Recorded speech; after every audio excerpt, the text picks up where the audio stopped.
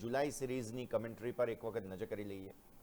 આમ તો હું 2 દિવસથી તમને કહી જ રહ્યો છું કે ભાઈ ધીરજ રાખો, ઉતાવળે આંબા ન પાકે, આપણે ઉતાવળ નહીં, ધીમી પણ મક્કમ ગતિએ માર્કેટમાં રિકવરી બતાવીશું. પણ જુલાઈ સિરીઝની શરૂઆતમાં માર્કેટ ફરી અપવર્ડ રેન્જ તોડવાનો પ્રયત્ન કરશે.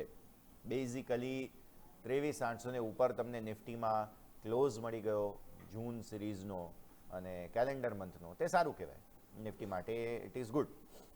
પણ 24,255 જે તમારી ઉપરના સ્તરો પર એક મહત્વપૂર્ણ રેન્જ બની છે, જેને તમે જૂન સિરીઝમાં અને જૂન મહિનામાં ક્રોસ ન કરી શક્યા, તેને ઉપર જવાનો હવે પ્રયત્ન જુલાઈમાં કરવાનો છે.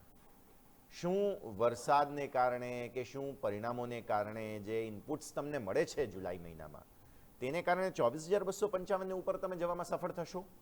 સવાલનો જવાબ તમને 15 જુલાઈ સુધીમાં મળી જવો જોઈએ. હું થોડી બ્રોડ બેઝડ જ વાત કરું છું, એટલે તમે એ ખાસ ધ્યાન રાખજો.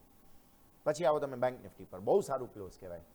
બેંક નિફ્ટીએ જે ક્લોઝ આપ્યો છે 55,972 પર, જે એનો 10 ડેમાં છે, એને તો ક્યાંય ઉપર તમને જે ક્લોઝ આવ્યો 57,542નો, તે ખૂબ સારો ક્લોઝ કહેવાય. અને compared to Nifty, bank Nifty બહુ જ સરસ ક્લોઝ આપ્યો છે. પણ અગેન ઓલરેડી પાછલા મહિને 6.5% રિટર્ન્સ, તો શું તમે ફરી એકવાર બેંક નિફ્ટી પાસેથી મોટા રિટર્ન્સ એક્સપેક્ટ કરશો? એક્સપેક્ટ તો કરીએ, આપે ના આપે પછીની વાત છે. એટલે અલ્ટિમેટલી ચોમાસાના સંકેતો અને સાથે સાથે જુલાઈ મહિનામાં જે પરિણામોની સિઝન શરૂ થવા જઈ રહી છે, ફરી એકવાર 15 જુલાઈથી દર્શક મિત્રો ક્લિયર કટ પરિણામો આવવાના શરૂ થશે. અને એમાં આઈટી જ છે પહેલાં, અને આઈટીથી જ તકલીફો છે આપણે. Let's hope for the best કે માર્કેટ હવે કોઈક સપોર્ટ લે, આગળ વધે, સારા સંકેતો આપે. અત્યારે તો ફિલહાલ આ 2 મુદ્દાઓ પર ખાસ નજર રાખજો. એક ચોમાસું કે જેના સંકેતો નબળા હોવા છતાં પણ માર્કેટ ઘટતા નથી, રેન્જમાં છે. અને બીજું પરિણામોની એન્ટિસિપેશન્સ. હવે જુઓ Q1 બિઝનેસ અપડેટ્સ આવવાના શરૂ થઈ જશે.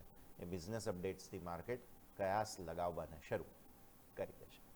તો આ છે ઓવરઓલ મોર્નિંગ કમેન્ટ્રી, આ મહિના માટેની કમેન્ટ્રી કે જેને તમે ધ્યાન પર રાખો. આ સાથે દર્શક મિત્રો આવો એક નાનકડા વિરામનો અત્યારે ફિલહાલ સમય થઈ રહ્યો છે, તો બ્રેક લઈશું. અને બ્રેક અમારી રજૂઆતમાં સેબી રજિસ્ટર્ડ માર્કેટ એક્સપર્ટ્સ આપણી સાથે જોડાશે, તેમની સાથે ચર્ચા કરીએ બ્રેક બાદ.